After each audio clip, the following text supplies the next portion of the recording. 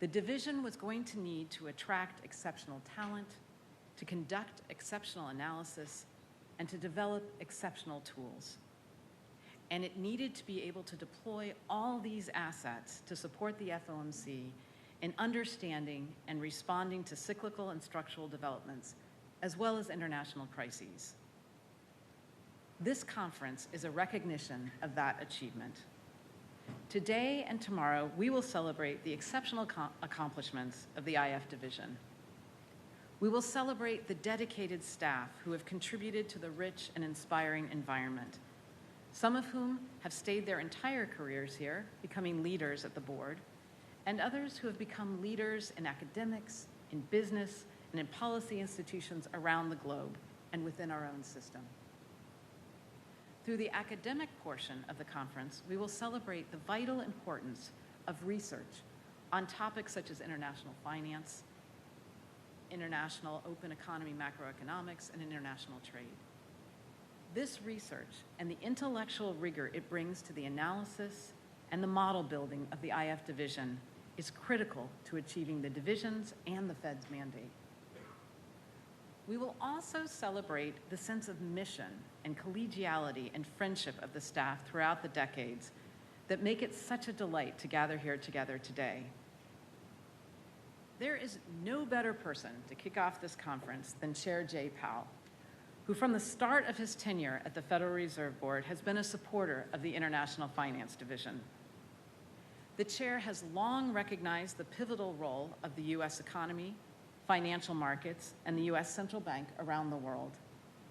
He is a remarkable and respected leader among his peers across the globe.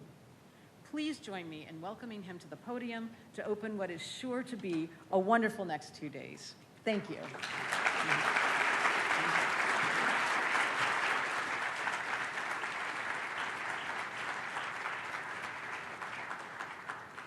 Thank you, and thank you, Beth Ann.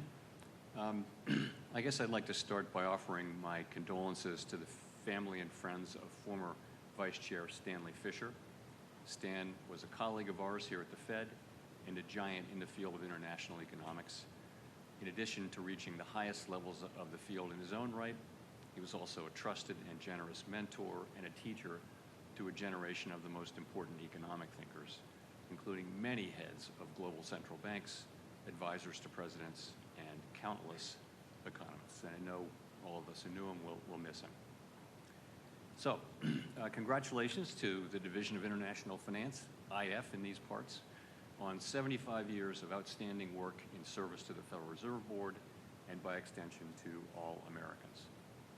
Many current staff members are here to celebrate today, as well as a significant number of IF alumni, including past division directors Ted Truman, Karen Johnson, Nathan Sheets, and Steve Kamen.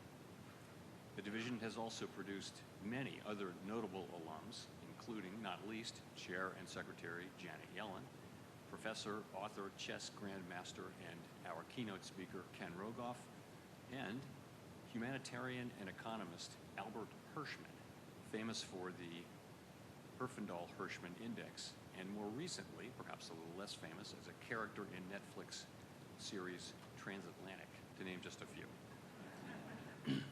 We keep close track of these things. In my time at the Fed, the IF division has provided invaluable insight into global economic activity, international trade and capital flows, and developments in foreign financial markets. Division staff have also played a key role during episodes of global financial stress. And your research and analysis are critical inputs into our monetary policy decisions. Thank you to all that have served in this division over the past 75 years. Today, I'll kick off this conference by briefly reviewing why the division was created in the first place and highlighting a few of its many accomplishments over the years before turning you over to a robust set of presentations and panels.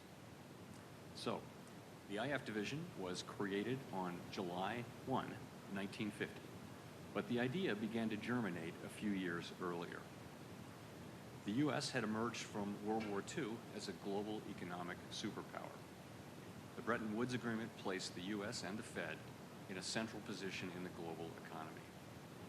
Our mission then, as it is now, was to serve the American people. But it was clear at that moment that the Fed needed to have better knowledge of global developments to achieve our dual mandate goals.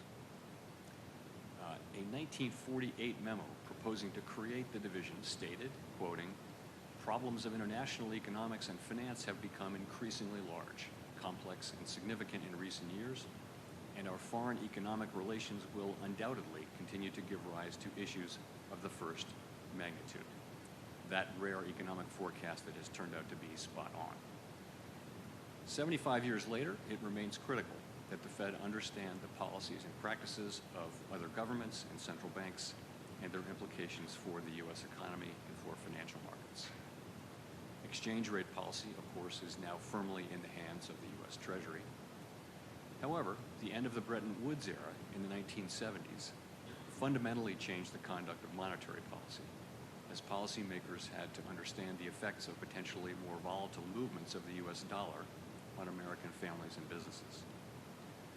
Understanding global trade and capital movements has only grown in importance since 1950, as we saw during the pandemic. IF helps produce the data on international capital flows and has spent decades researching the effects of these flows and international trade on U.S. and foreign economies. Understanding this complex and interconnected web is essential for us to anticipate the path of employment and inflation. Another important development in the 1970s was the increasing use of macroeconomic modeling, which greatly influenced the division's work.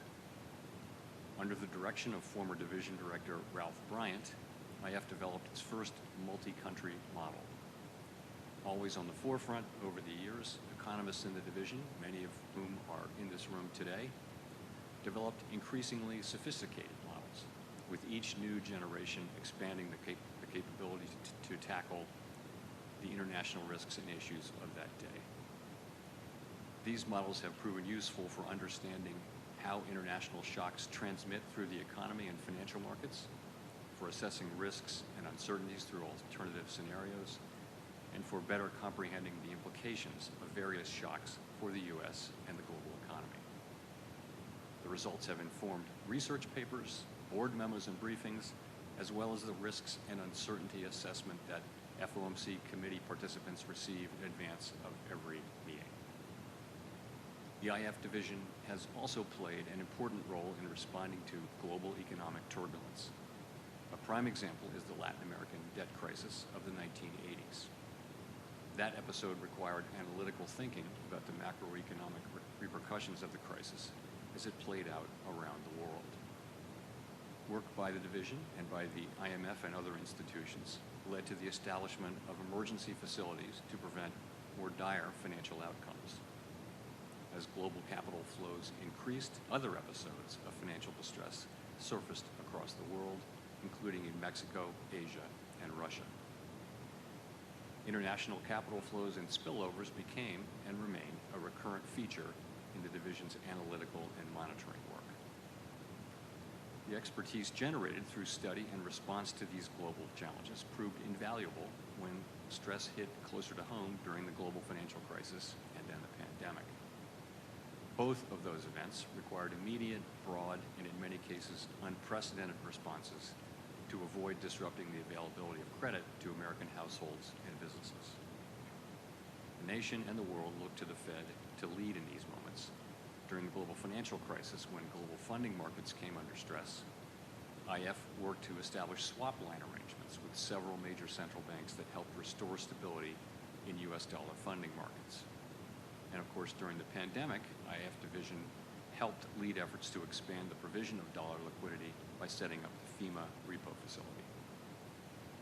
These periods of acute financial stress and uncertainty prompted the division to develop new tools and analytical products that could be used to understand and respond to the events unfolding on the ground. For instance, the division has devised new methods to measure and assess the effects of various types of uncertainty on economic activity, including new indexes that were built to track geopolitical risk, inflation, trade policy, and economic uncertainty. As we continue to navigate the current period of heightened uncertainty, this work is critical to to understanding the quantitative implications of uncertainty shocks, certainly relevant today.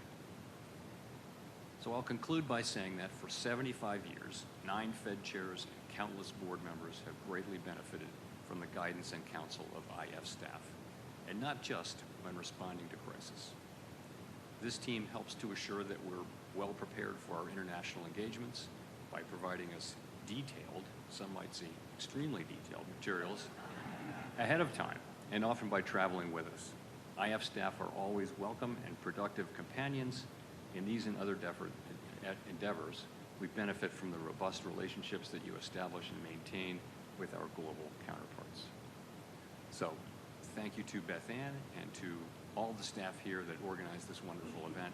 And finally, thank you again to all the current and former IF staff for what you have done and continue to do to help us be a globally knowledgeable and responsive central bank so that we can deliver on our dual mandate for all Americans. Thank you very much.